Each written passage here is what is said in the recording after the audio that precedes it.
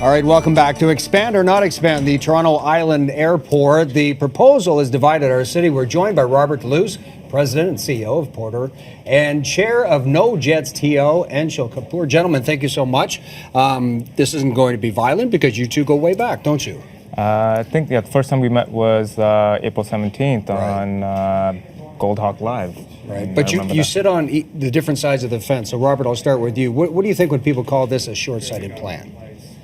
Well, I think it's a well-thought-out plan, and it's one that's been in the making for a good period of time, and it does bring immense economic benefits to the City of Toronto and to the traveling public.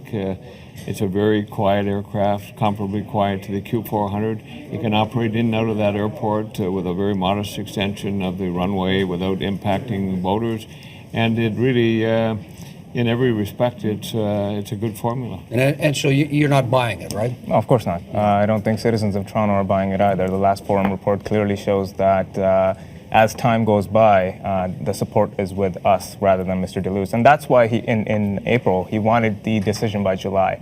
And what he said in April was that my conditional agreement with Bombardier will be in jeopardy if we do not get the approval by July. Well, July came and went. What happened? This is 2014 now, and we're still fighting about this. Is this really a battle between business and residents? And in a city like Toronto that is growing up, don't we have to find a place for both? Well, no, Mr. Deluce would definitely want to make it as such and simplify the issue to be this is an economic benefit versus NIMBYs. And the fact of the matter is that it's not. Well, remember that on every single poll, right from day one, including that 19,500 person poll, largest poll ever publicly reported in Toronto, majority of Torontonians have favored the Porter plan. The majority of them have favored introducing jets as long as those jets were comparably quiet to the existing Q400. Why is it and they all favored an extension of the runway as long as it didn't in any material way impact boaters. But why can't you convince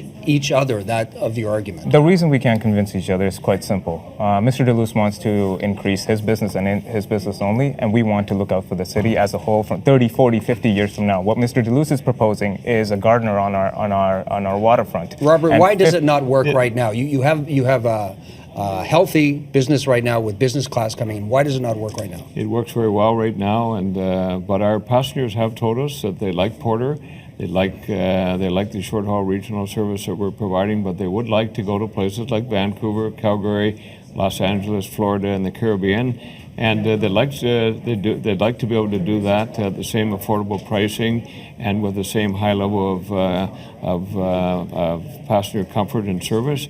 And so we have responded in terms of proposing something that we think that will nicely meet those requests. At the risk of citizens' investments, at the risk of investments of Waterfront Toronto, at the risk of the investment at Ontario Place by the provincial government, and now at the risk of the federal government based on the Toronto Port Authority request for $100 million. A revitalized waterfront is not, a revitalized waterfront and a thriving airport aren't mutually exclusive. Actually, they are mutually exclusive, and Waterfront Toronto has made it quite clear. To blows now. Waterfront Toronto has made it quite clear in their statement that they are not ready to support this, and they've actually highlighted a lot of concerns that you're not addressing. Have you heard these new jets? Do you have any ideas as to the argument? This is not a question of the jets. This is it is because it's of noise. What we're saying is we like the Bombardier CS100, and we would like to see it fly from Pearson.